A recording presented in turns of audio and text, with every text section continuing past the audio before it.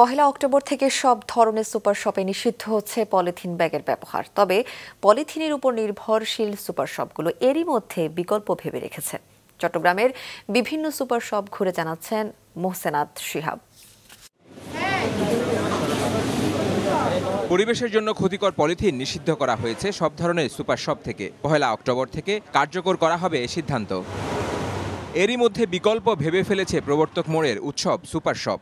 ইতিমধ্যে আমরা এই যে এখানে অলরেডি একটি ব্যাগ, এটা হচ্ছে যে কম্পোস্টেবল, এই ব্যাগটা অলরেডি আমরা এই ব্যাগটা নিয়ে কাজ করছি। বিভিন্ন সাইজের হবে আমরা, আর আমাদের তরফ থেকে হচ্ছে যে কাস্টমারদেরকে অ্যাওয়ার করার জন্য কাস্টমার থেকে কাপড়ের ব্যাগ বা জুটের ব্যাগ আনার জন্য অ্যাওয়ার করছি, তারা যেন সাথে করে নিয়ে আসে।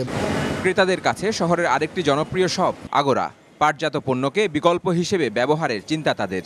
1 তারিখ থেকে আমরা হয়তো এর বিকল্প জুট ব্যাগ হিসেবে আমরা ব্যবহার করব। তার কারণে তার পূর্ব পরিকল্পনা হিসেবে আমরা কাস্টমারদের ক্যাথারতে আমরা নোটিশও লাগিয়ে দিয়েছি যে 1 তারিখ থেকে আমরা কোনো ব্যাগ প্রোভাইড করতে পারবো না, যে সরকারের নির্দেশনা মোতাবেক। 250-টিরও বেশি ডিজাইন অপশন নিয়ে ওয়ালটন স্মার্ট ফ্রিজ, বোঝে আপনার প্রয়োজন। একই ভাবনা স্বপ্নসহ অন্যান্য সুপার শপেরও। সরকারের এমন সিদ্ধান্তকে সাধুবাদ জানাচ্ছেন পরিবেশবিদরা। আমাদের উৎপাদনশীলতা থেকে শুরু করে বাস্তুতান্ত্রিকতা ধ্বংস হচ্ছে এই পলিথিনের কারণে, বিভিন্ন প্রক্রিয়ায় হাট বাজারে শৃঙ্খলাহীনতার কারণে।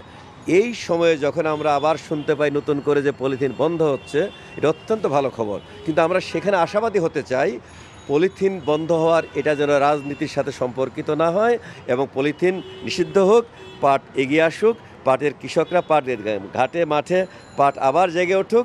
পলিথিনকে নির্বাসনে দিয়ে এটা সম্ভব। এর আগে 2002 সালেও নিষিদ্ধ করা হয়েছিল পলিথিন, কিন্তু তার বাস্তবায়ন করা সম্ভব হয়নি। মোহসেনাত শিহাব, মাছরাঙা সংবাদ, চট্টগ্রাম।